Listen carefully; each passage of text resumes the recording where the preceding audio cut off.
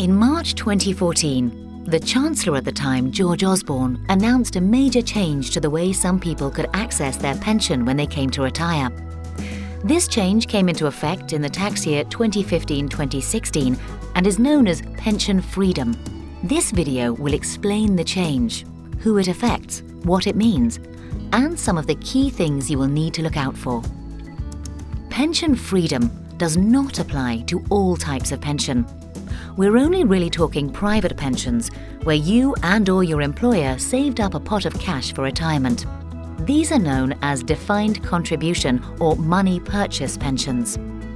It doesn't apply to the state pension, nor in the main part does it apply to pensions where what you're paid is a proportion of your final salary, known technically as defined benefit pensions.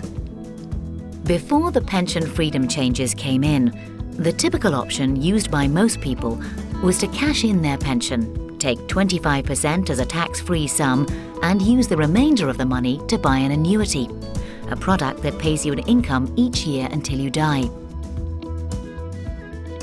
Now, you can take the pot freely and in a flexible manner, including if you choose all the pot in one go.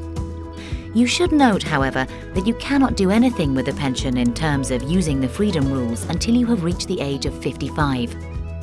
From that age, you can access your pension to help you in retirement. This includes withdrawing all the money in one go. However, this is rarely a good idea. First off, the new rules still only allow 25% of the pot to be taken as a tax-free sum. That means, should you take all the pot in one go, 75% will be taxed.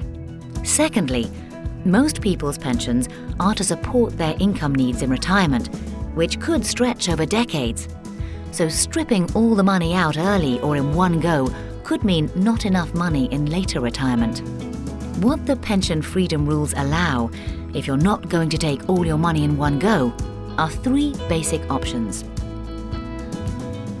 Option 1 is to leave it invested in your pension for when you need it.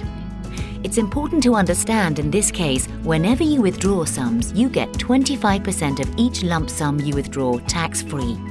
For example, if you had £100,000 in your pension and took £10,000 out, you'd get £2,500 of it tax-free. The rest would be taxed at your income tax rate in the year you make the withdrawal. Option 2 is to take 25% tax-free, then buy a flexible income drawdown product. This is a product you buy that keeps the rest invested so it can still hopefully grow, but you can also use it to take income when needed. The tax here is different. You get the first 25% you withdraw tax-free, and then the rest is taxed when you take it, which could be useful if you're likely to be in a lower tax bracket once you're older. Option 3, which is the same as the main option before pension freedom rules were introduced, is to take 25% tax-free, then buy an annuity. This gives you a guaranteed income each year for the rest of your life.